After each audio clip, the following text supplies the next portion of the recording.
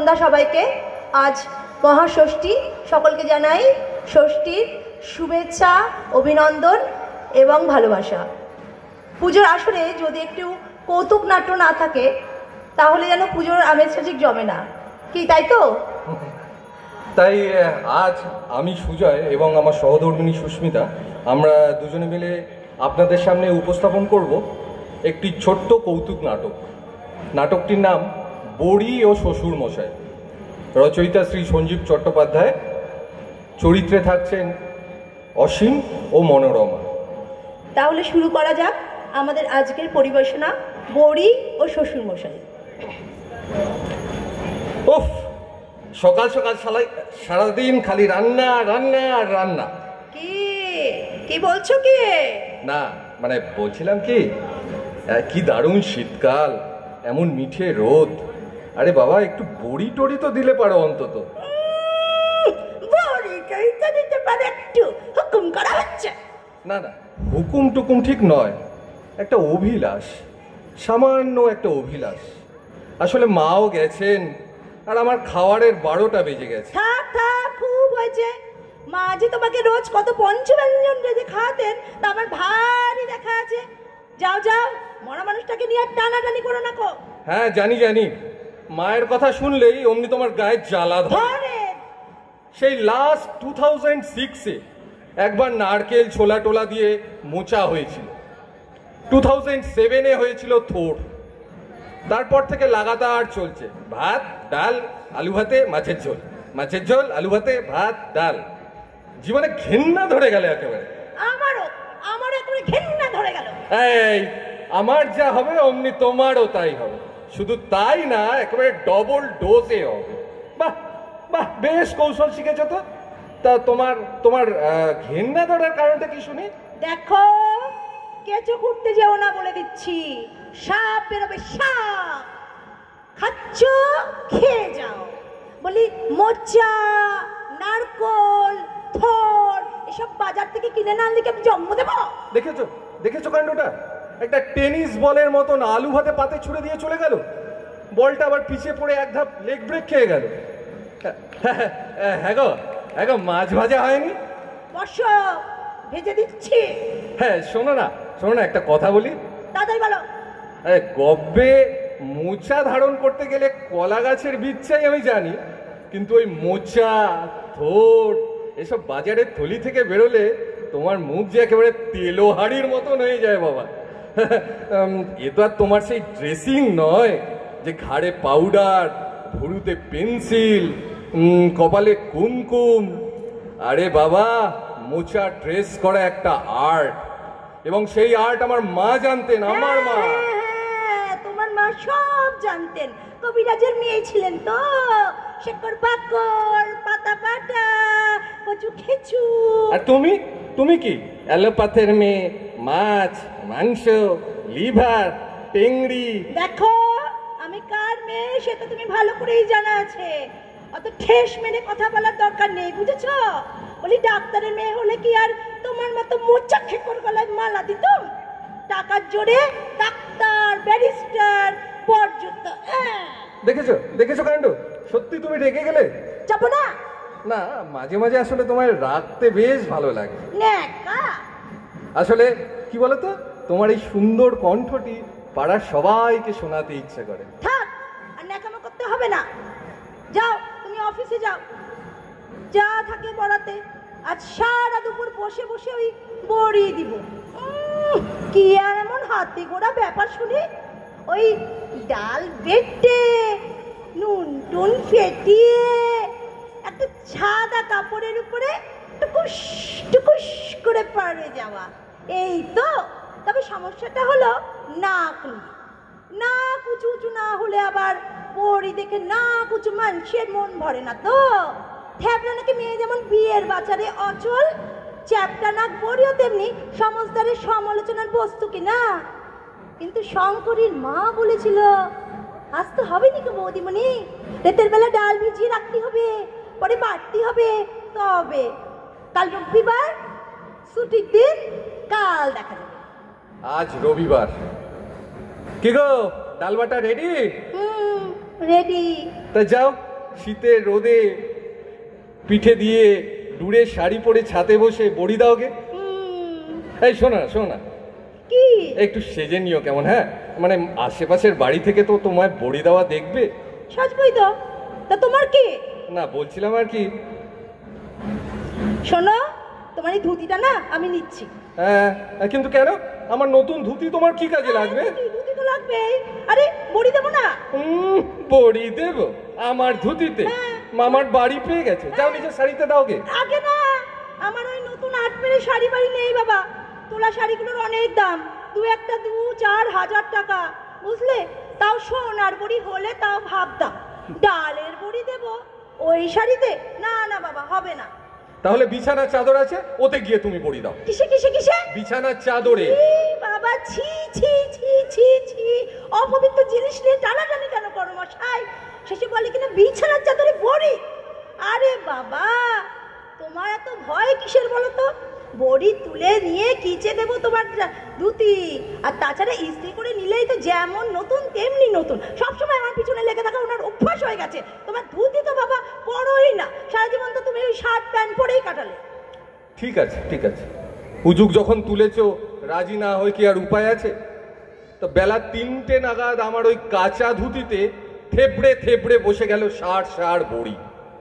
তেমন টিকলো না, অবশ্য হলো না। ওই যে শুনতে পাচ্ছি শঙ্করীর মা জ্ঞান দিচ্ছে, ভগবানের চিত্তিতে বৌদিমণি কত খুঁত, মানুষের কি আর সব সমান হয়? পাড়ার বড়িগুলো না হয় আর টানাটানি করো না, জন্মের পর মানুষের নাক ঠিক হয় না, তাই আবার ডালের বড়ি। হ্যাঁ তাই তো দেখছি। বড়ির পুংলিঙ্গ হলো বড়া, তাই কিছু বড়ি হলো এবং কিছু বড়া। যাক, যা হয়েছে ভালোই হয়েছে, বেশ। এই যে মশাই, তোমার কাগজপত্র নিয়ে ছাদে উঠে যাও তো, ইজি চেয়ার পেতে বসে পড়ো আর আমার বড়িগুলো পাহারা দাও। যথা আজ্ঞা। ইজি চেয়ারটায় এই বসে পা ছড়িয়ে একটু বড়ি পাহারা দেওয়া যাক। বাহ, কিছু দূরে এই সত্যাগ্রহের মতন বসে আছে ষাঁড় বড়ি। বাহ, কি সুন্দর একটা হাওয়া দিচ্ছে না? দূরে কোথাও যেন একটা পাখি ডাকছে। এটা কি পাখি? কয়েকটা কাক খড়খড় করে বড়ি টোকরাতে আসছে। হট হট বদমাস কোথাকার। খুব ঘুম পাচ্ছে। এক কাজ করা যাক, চোখটা বুঝে বুঝেই পাহারা দিই। আমার চেহারার ব্যক্তিত্বে কাকটা বেশি দূর এগোবে না।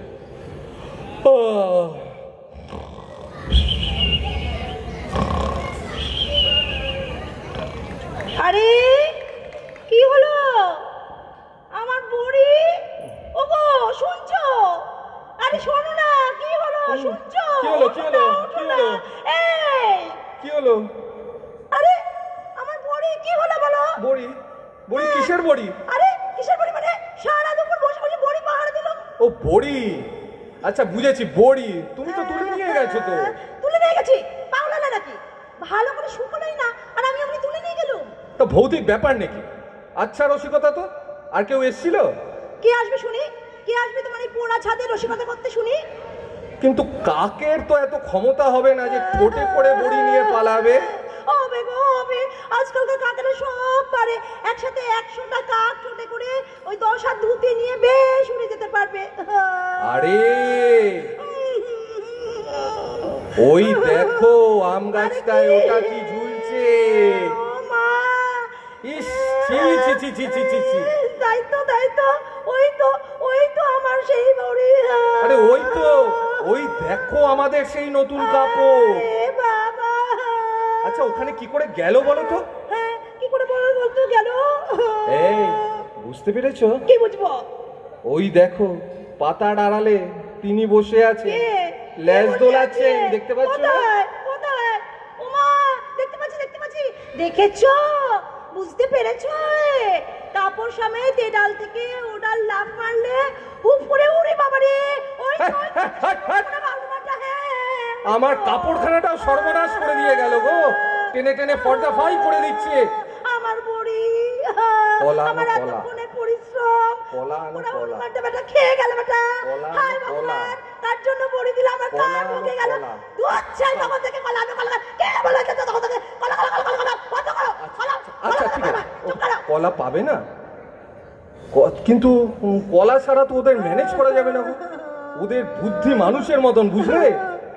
কথা বললে সব বোঝে।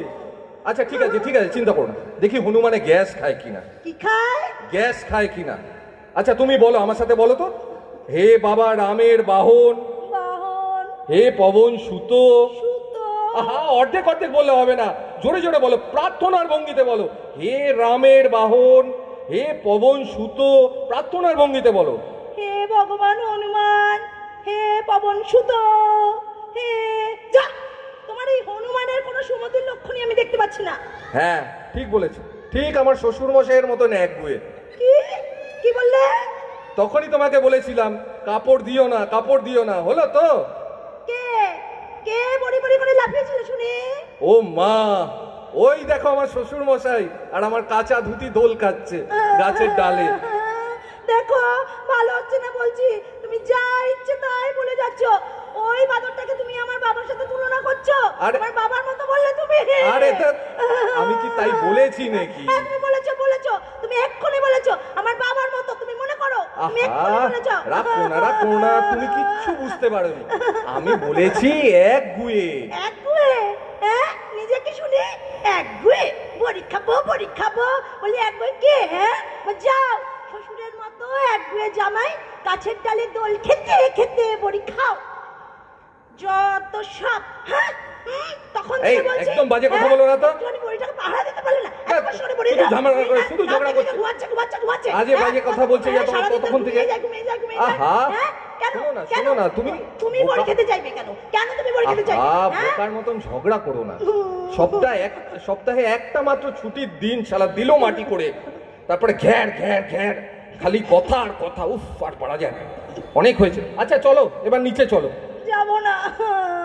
আরে বাবা, ছেঁড়া ধুতি গামছা সব আম গাছে ঝুলে থাক, বড়িগুলো ধর্ম ঠাকুরের নিষেন হয়ে যাক। চলো না চলো। বলছি তো যাবো না আমি। আহা চলোই না। না হয় ওই রেধো, ভাত ডাল আলু ভাতে, মাছের ঝোল আলু ভাতে, ভাত ডাল। চলো এবার চলো নিচে। ঠিক আছে চলো। ধন্যবাদ।